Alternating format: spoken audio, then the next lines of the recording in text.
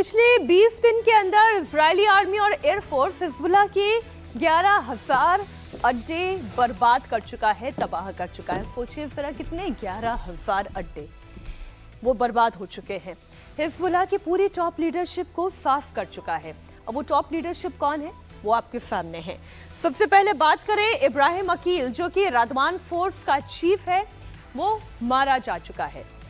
फवाद शकूर, जो कि वरिष्ठ कमांडर है इसी हिजबुल्लाह का, वो मारा जा चुका है।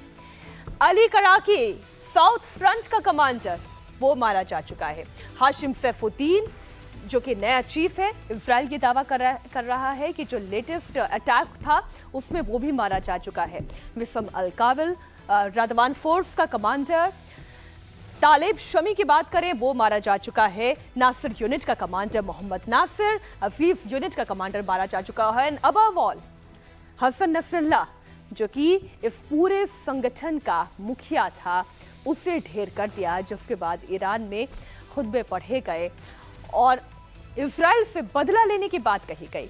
उधर हिजबुल्लाह भी लगातार इजराइल पर हमला कर रहा है। इजराइल के तीसरे सबसे बड़े शहर हाइफा में हिजबुल्लाह के रॉकेट हमले में करीब 10 लोगों के घायल होने की खबर है।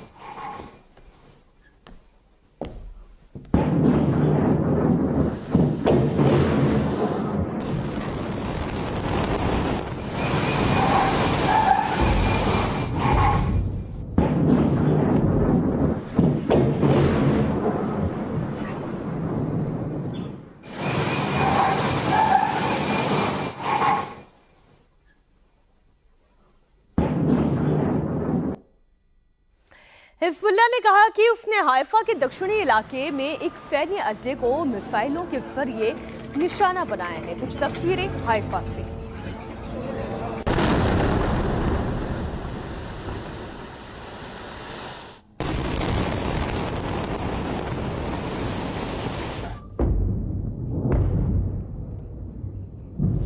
इजराइल के हमले के बीच हिजबुल्लाह भी इजराइल में रॉकेट अटैक कर रहा है।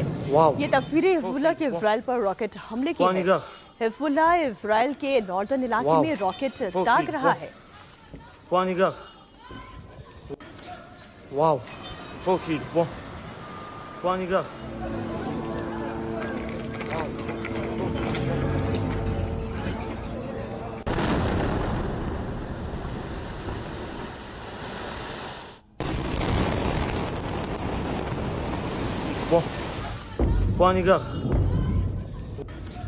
Wow.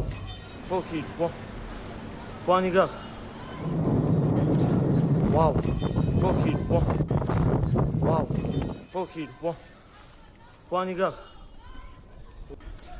इजराइल इस वक्त हमास और हिजबुल्लाह को करीब करीब निपटा चुका है और उसका नेक्स्ट टारगेट ईरान है।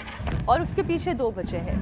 पहली वजह, ईरान ने ही इजराइल के खिलाफ हमास से लेकर हिजबुल्लाह और हूती तक प्रॉक्सी संगठन खड़ा किया। और दूसरा कारण यह है कि 2 अक्टूबर को ईरान ने इजराइल पर 200 मिसाइल अटैक किए। गाजा के हालात और लेबनान में तबाही देखकर ईरान को ये पता है कि इजराइल अपने ऊपर हुए हमले का जवाब आज नहीं तो कल जरूर देगा।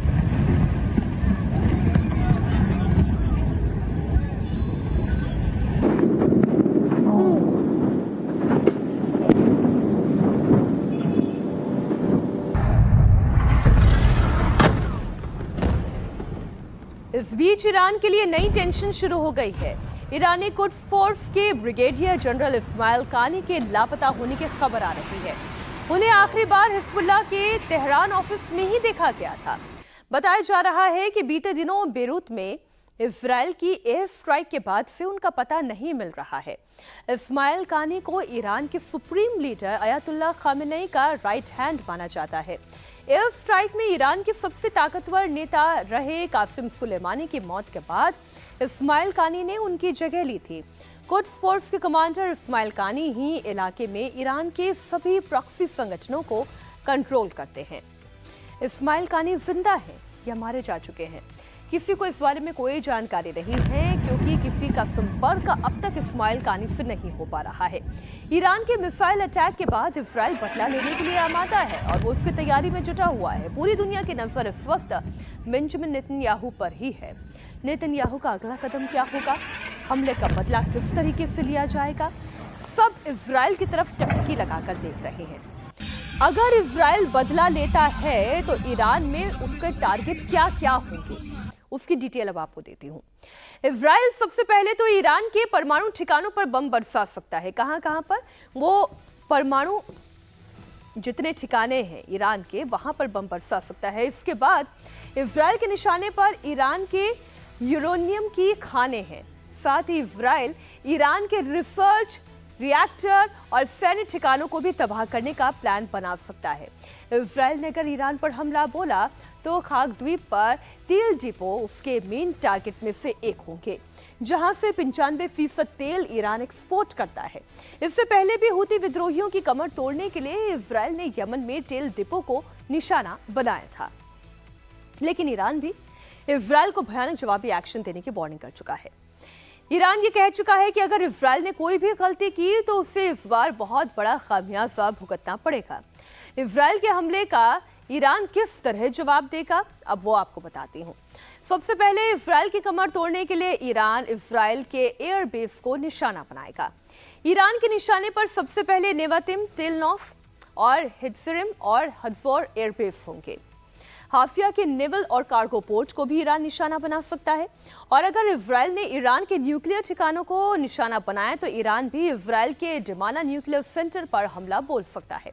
हालांकि इजराइल इसे परमाणु हथियारों की मौजूदगी को अभी तक आधिकारिक रूप से स्वीकार नहीं किया है। इसके अलावा ईरान के निशाने पर इजराइल के तेल depot, power plant, gas station, ये तमाम ठिकाने भी हो सकते हैं।